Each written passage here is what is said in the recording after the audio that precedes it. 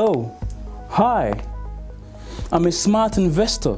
I dare say that because I understand the cryptocurrency markets and I am up to date on every new development, fintech and blockchain ecosystem. All because I watch the Inside Blockchain show on Cryptotvplus. Every Monday morning, Cryptotvplus brings you news headlines of top stories, interview with an expert, and give you detailed market analysis to enable you make the right business moves. Now you too can become a smart investor if you don't miss it. The Inside Blockchain Show, only on Cryptotvplus.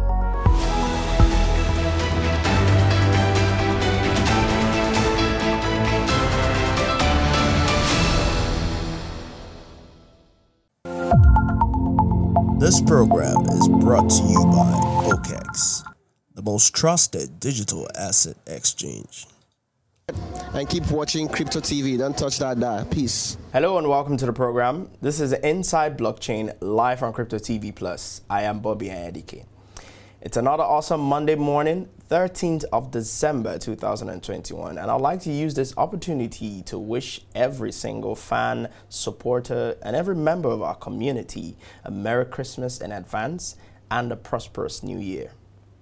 Now, the blockchain and cryptocurrency industry has been greeted with various levels of adoption as well as opposition by different global institutions.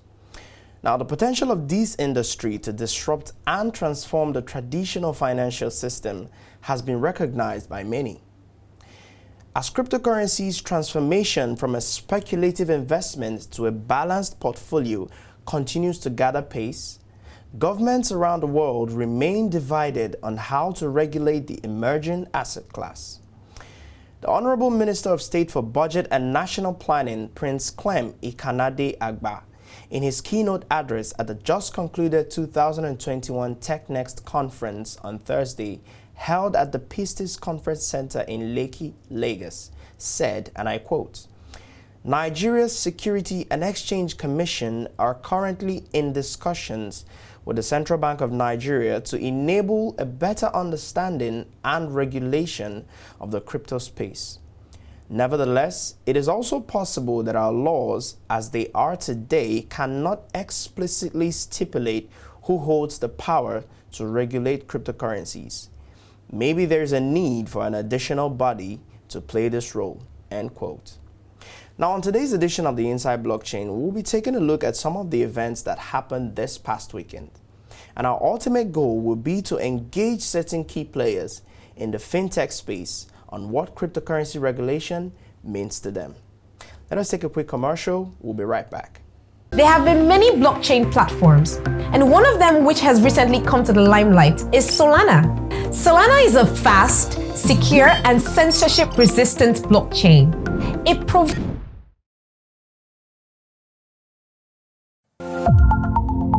This program is brought to you by GIGX, the most trusted digital asset exchange.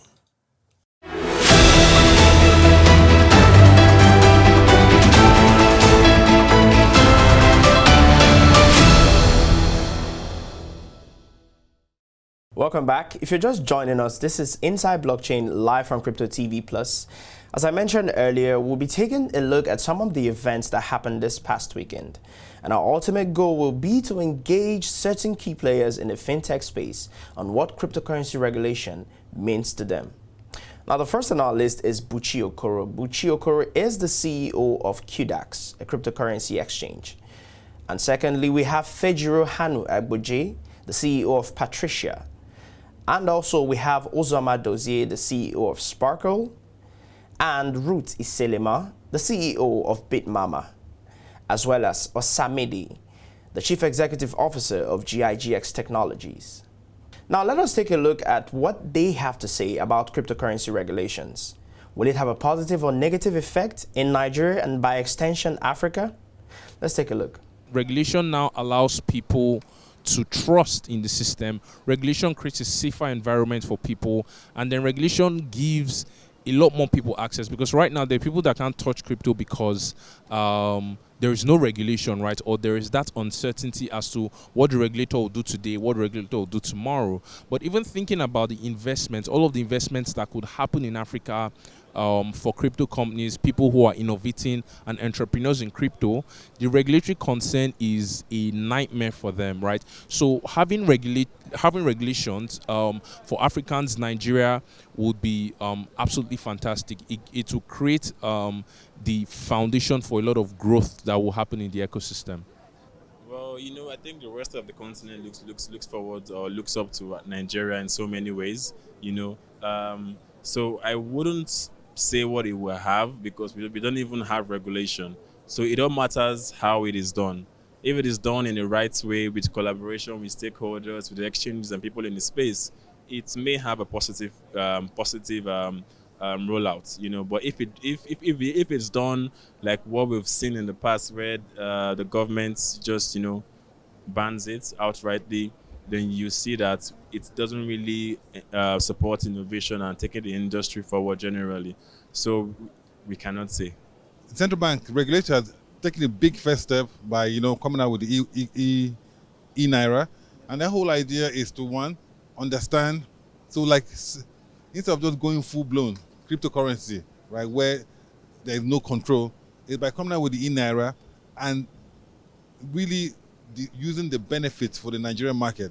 And I believe that as months go by, they will understand better the applications, the positives, the negatives, and will better understand how now we can adopt Bitcoin, the cryptocurrency, into the full Nigerian economy. Yeah, definitely there should be regulations, because me too, I'm a big cheerleader for regulations, because I don't like seeing people get scammed, and we've been seeing it happening a lot of times. So I do feel there should be regulation, but there shouldn't be regulation that will strive innovation. So when it comes to, again, I'm not a lawyer by any standard, but when it comes to regulations are there, they are important. At the end of the day, we don't want, pension funds taking people's pension and putting it in some meme coin that gets rug pulled, right? So I think regulation is important, but I think there needs to be a balance between regulations sort of choking the industry and regulations protecting the industry. Moving on, we also tried to find out how the recent Central Bank of Nigeria restriction on cryptocurrency transactions has affected their various businesses. And this is what they had to say. Well, I would say that the ban was a difficult time for my company, as we had to rethink our strategies, but what it did for us is it allowed us to look outwardly. Before we were a Nigerian-based company, now we have our headquarters in Estonia, and we have more countries under our belt than we would have ever imagined if the ban never happened. So it depends on how well you take adversity. Some companies folded up, but Patricia expanded and got into more regions as a result of the ban. So it was cost at the moment. But what the popular saying about the ugly duckling becoming the golden goose. I think that was our case. So what that has done is it has strengthened our resilience and commitment to our customers, right? Because as entrepreneurs, our job is to find a way to give customers value, to make sure we can always keep the promise to our customers. It has frustrated our customers a bit, right? But right now, I think they're getting a lot more value from before. How's it affected the regulators, right? I think is a loss for Nigeria, because today FIRS, so today we responded to FIRS. They were asking us for taxes, right? That they've moved us to a larger tax office. And we told them, hey, CBN has shut us down. Like, we don't have bank accounts anymore. You can't move us to any large tax office. We are done. There is no Quidax technologies in Nigeria. We have no bank accounts, right? So LRS has also sent us demand notice, right? Come on, like, we're not doing business. So how do you want to tax us? But like, all of this revenue for the state, for the country, has been lost because, they're trying to regulate out some stuff, right? So I feel like on all sides, what we have to do is understand. On our side, we've always been committed to self-regulating. So we have our KYC systems in place. So we do BVN checks, we do proof of identity, we do proof of address verification, right? Just to keep people safe, right? And that's our own responsibility. We didn't need to get any regulation to do that. But most serious cryptocurrency platforms actually do that because you want to keep yourself secure, you want to keep your customers secure, right? So I think, it has affected to some extent, but our job is to still provide value for our customers, right? And I think for everybody, the best way forward is to understand, and then try and actually keep people safe for the regulators and for the entrepreneurs in the space. Okay, so basically, definitely that has affected us, but you know everyone went P2P, but we also learned to reiterate our products and innovate. So we learned to bring out other products or other things that were not related to the cryptocurrency ban, and that's how we've been surviving too. Now, in addition, in recent times, we understand that so many bad players have wreaked havoc in the cryptocurrency space. And we've seen so many setbacks, such as the DeFi hacks, specifically the Poly Network hack, which is by far the biggest DeFi hack. Now, setbacks like this, we try to find out from our guests if these concerns are valid reasons as to why regulation should come into crypto. Let's hear them out. Yes, definitely. Like, when you think about it, by the way, Poly Network, most of that money was returned, right? That's not usually said, but most of the money for Poly Network was returned. But what regulation does, even with PSSP and those type of licenses, it creates some certain rules that we have to play by, right? So for you want to get a PSSP license, you need to have PCI DSS, right? That creates standards around security that your technology, your building process must have. So regulations will put all those type of things in place that makes it safer for people to participate in the ecosystem, that makes it easier for people to trust that their money is a lot more secure, right? That's why you don't hear up and down of hacks with banks or hacks with payment service providers like InterSwitch, Flutterwave, Paystack, and those people in the world. You don't, like, even think about aviation, right?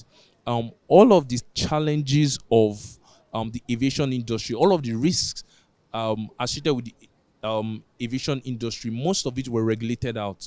So all of the safety concerns, all of the safety features of airplanes, of flight, all of the things they have to do were put in place by regulation, making it safer for you and I to now fly on planes, making it 90% sure that you way more than 90% sure that you arrive at your destination. So I think regulation would make it safer and then make all of stories like hacks and stuff a lot less frequent. I think in the beginning we have to understand something. There are bad players everywhere. I mean, fiat, the financial system as we have it, has been here for hundreds of years. There's still people running Ponzi's. It's still happening every day. So let's be clear first. Even when people talk about, oh, people use crypto, look, cash is still the primary way that people launder money. It's still the best way. Because guess what? With the blockchain, people could track what you're doing. So when it comes to all of that, you know, that argument doesn't really hold a lot of weight. But now let's talk about the ideas of hacks and challenges that the industry has faced. I always try to remind people that the internet as we know it, the World Wide Web, is maybe about 30 years old. We didn't start off with 5G, Wi-Fi. We started off with dial-up. As a matter of fact, the internet was trying to transmit data on phone lines. But over the years, we have grown from that to 5G today. So this is just the growing pains. We will grow, we will adapt with time. So again, what do I say to that? It's part of it, right? So what we try to do in the industry is to fail early and fail cheaply. Well, that is simply fantastic. Let's take a breather. We'll be right back after this commercial. What does cryptocurrency actually mean? Who created Bitcoin? And how secure is the blockchain technology? Well, thanks to the innovative technology of the blockchain, which was created by Bitcoin creator Satoshi Nakamoto, what couldn't be done before suddenly became quite easy for everyone to do. And to show how revolutionary the blockchain technology is,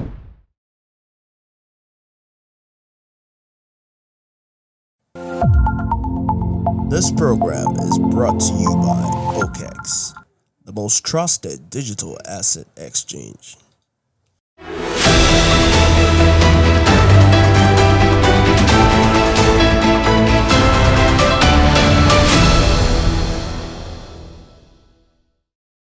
Welcome back. If you're just joining us, this is Inside Blockchain, live from Cryptotvplus. Now, we're still taking a look at some key players in the fintech sector, and we're trying to understand what cryptocurrency regulation and a whole lot of other related issues means to them. Now, we're still looking at Fejiro Hanu Agbodje, the Chief Executive Officer and founder of Patricia. Now, we're trying to understand his blueprint or his opinion as to the future of cryptocurrency in Nigeria or Africa.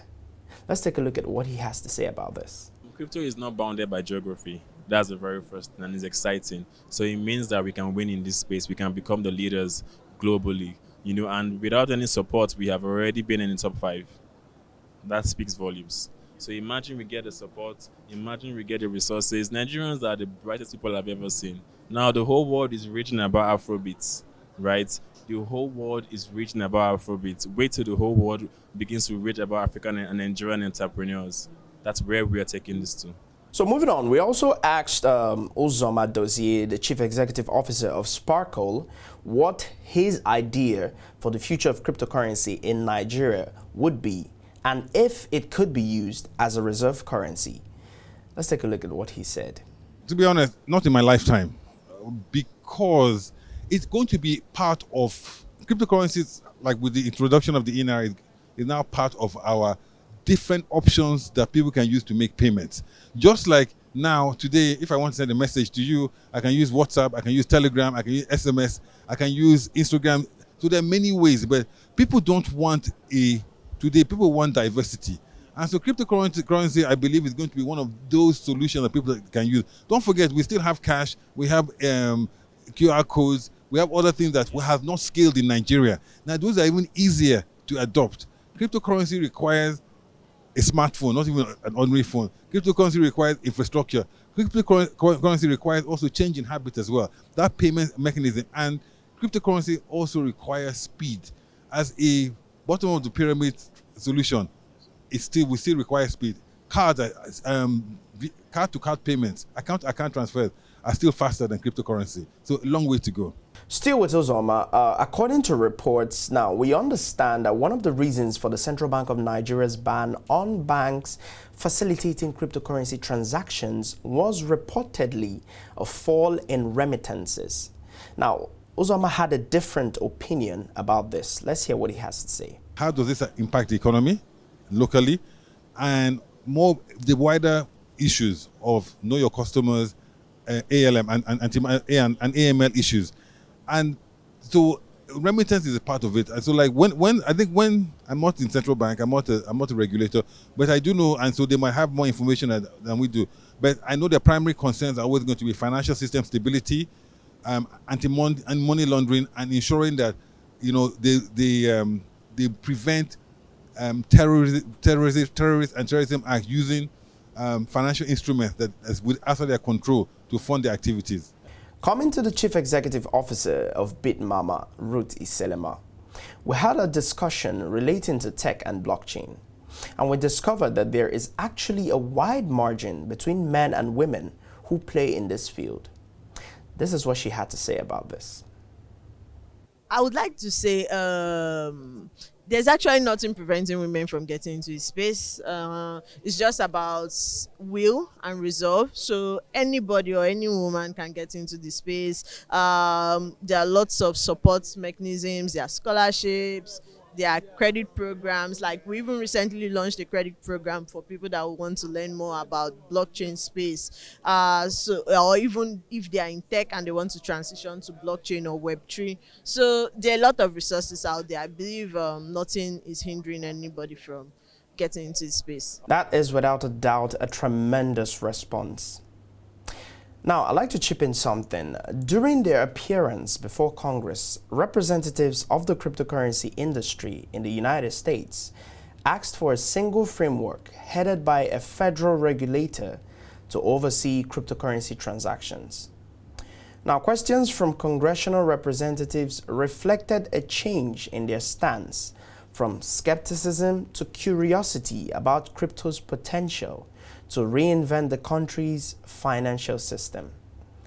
Now, the wide range of questions asked by the U.S. congressional representatives served as a testimony to the effect that cryptocurrencies might have on the financial ecosystem. Now, at this moment, we'd like to appreciate our guests for their valid feedback. We'd like to appreciate Buchi Okoro, the Chief Executive Officer of Quidax, Fejiro Hanu Agbodje, the founder of Patricia, Uzoma Dozie, the CEO of Sparkle, Ruth Iselema, the CEO of Bitmama, and Osamede, the Chief Executive Officer of GIGX Technologies. Thank you so much for joining us on the show. That will be all on today's program. You can get more market updates and all the happenings captured within the world of blockchain and cryptocurrency on our website, cryptotvplus.com. Follow us on our social media, Facebook and Twitter at CryptoTVPlus to get daily info on our programs. Subscribe to our YouTube channel, Crypto TV Plus, for more amazing content. Today's edition of the Inside Blockchain Show is brought to you by OKX, the leading innovative cryptocurrency exchange that offers advanced financial services. Thank you for staying with us. I am Bobby Ayedike. See you next week.